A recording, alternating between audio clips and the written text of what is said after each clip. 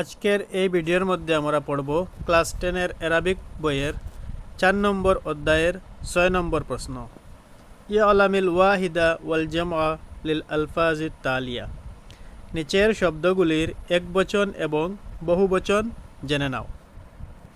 ওয়াহিদুন শব্দের অর্থ একবচন, জমা শব্দের অর্থ হলো বহুবচন। প্রথম শব্দটি হলো কিতাবুন। কিতাবুন শব্দের অর্থ হলো পুস্তক, আর তার বহুবচন হলো কুতুবুন। কিতাবুন এর বহুবচন হলো কুতুবুন।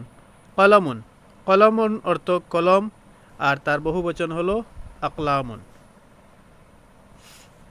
তারপরে শব্দটি হলো কাতিবুন। কাতিবুন শব্দের অর্থ হলো লেখক বা রাইটার, আর তার জমা হলো কুত্তাবুন। তারপরে শব্দ হলো মাকতাবুন। মাকতাবুন শব্দের অর্থ হলো অফিস, আর তার বহুবচন হলো জমা হলো মাকাতিব। তারপরে শব্দ হলো সাহিবুন। সাহিবুন শব্দের অর্থ হলো সাথী, সঙ্গী, তার বহুবচন হলো আসহাবুন। তারপরে শব্দ হলো জামিলুন। জামিলুন শব্দের অর্থ হলো বন্ধু, তার বহুবচন হলো জুমালাউ। তারপরের শব্দ সাদিকুন। ইহার অর্থও বন্ধু, আর তার জমা হলো বহুবচন হলো আসদিকাউ।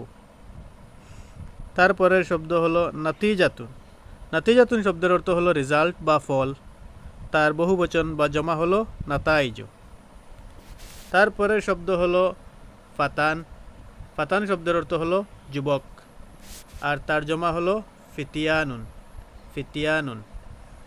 তারপরের শব্দ হলো বিনতুন, যার অর্থ হলো মেয়ে, লড়কি বা মেয়ে, গার্ল, তার বহুবচন হলো বানাতুন। তারপরের শব্দ হলো হাদিসুন, যার অর্থ হলো কথাবার্তা বা গল্প, আর তার বহুবচন বা জমা হলো আহাদিসু। তারপরের শব্দ হলো সূরাতুন, যার অর্থ হলো ছবি বা পিকচার, তার বহুবচন হলো সুয়ারুন। তারপরের শব্দ হলো জাদিদুন।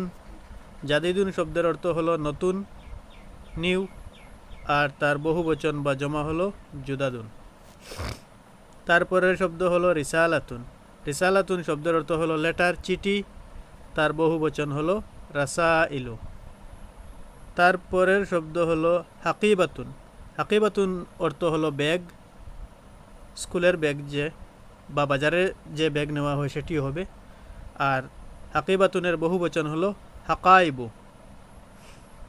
লাস্ট শব্দ হলো নাফিজাতুন। নাফিজাতুন শব্দের অর্থ হলো জানালা, উইন্ডো, আর তার বহুবচন হলো নওয়াফিজু। তার বহুবচন নওয়াফিজু।